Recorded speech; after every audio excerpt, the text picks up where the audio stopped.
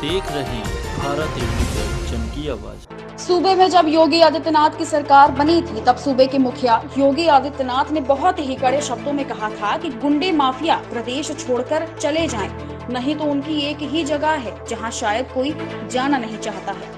लेकिन यूपी में लगातार अपराध का पैराग्राफ बढ़ता ही जा रहा है। कानपुर में बिकरू कांड होने से करीब 8 पुलिसकर्मियों की जान चली गई।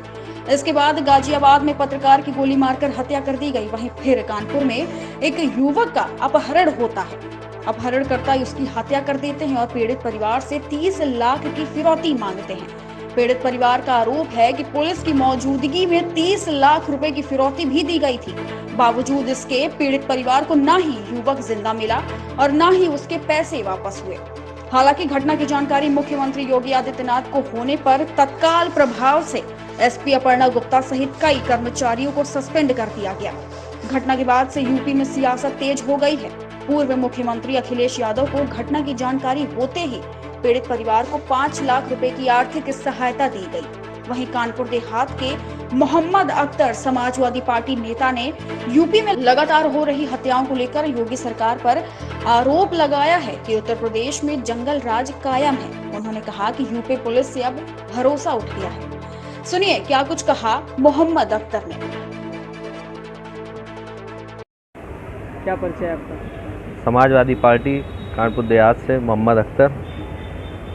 जिस तरीके से यूपी में लगातार हत्याएं हो रही, कानून व्यवस्था पर सवाल खड़े हो रहे हैं, क्या कुछ कहना आपका? लगातार यूपी में बढ़ती घटनाएं, जिस तरीके से सबसे बड़ा कांड यूपी का बिकरू कांड हुआ, उसके बाद गाजियाबाद में विक्रम जोशी पत्रकार की हत्या कर दी जाती है। लोक भवन के सामने 2 महिलाओं ने लखनऊ में खुद को आग के हवाले कर लिया था, जिससे पुलिस वाले उनकी एफआईआर नहीं लिख रहे थे। पुलिस इस तरीके से काफ़ी घटनाएं यूपी में लगातार बढ़ती जा रही हैं। इसी के चलते अभी कानपुर में एक घटना हुई जो अपहरण करके और इसके बाद उसकी हत्या कर दी जाती है। संजीत यादव की, जो कि लैब टेक्नीशियन था, उसकी हत्या कर दी जाती है और परिजनों का आरोप भी है उस पर कि पुलिस ने संजीत यादव को छुड़ाने के लिए पुलिस ने फिरौती दिलवाई, तो उनके परिवारजनों ने 30 लाख की फिरौती दी, जो कि अपना घर बेच के जिस तरीके से भी दी उन्होंने। कुल मिला के फिरौती की रकम भी तैयार की, लेकिन वो संजीत यादव को नहीं देख पाए और संजीत यादव की हत्या हो गई। और इसी तरीके से इस सरकार में जितना गुंडा राज, जंगल राज फैला हुआ है, जिस तरीके से अपराधियों को बिल्कुल नियंत्रण नहीं कर पा रही ये सरकार है। ये सरकार अपने आप में बिल्कुल फेल हो चुकी है एक तरीके से।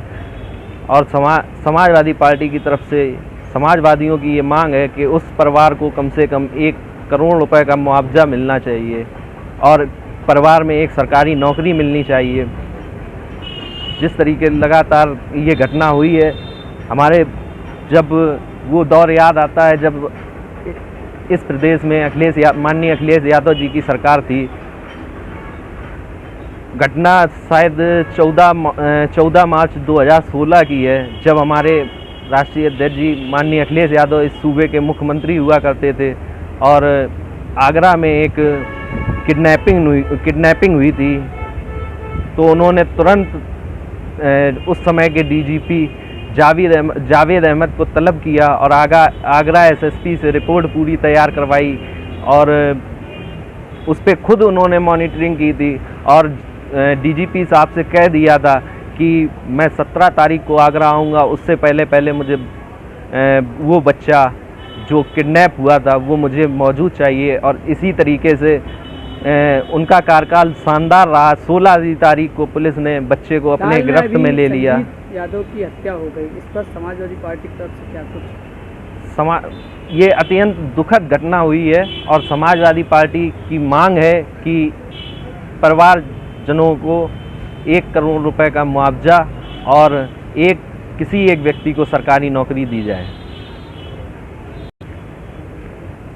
और राष्ट्रीय अध्यक्ष जी अखिलेश यादव ने ये जो संजीत यादव की हत्या हुई, इस पे 5 लाख रुपए का मुआवजा तुरंत प्रदेश अध्यक्ष माननीय नरेश उत्तम पटेल द्वारा और वहाँ के जो कानपुर शहर के जो इकाई है समाजवादी पार्टी विधायक हैं, उनके द्वारा 5 लाख रुपए का जो मुआवजा था वो उस परिवार को पहुंचा दिया, जबकि अभी इस सरकार की तरफ से कोई भी वादा नहीं हुआ है। आप देख रहे हैं भारत चमकी आवाज।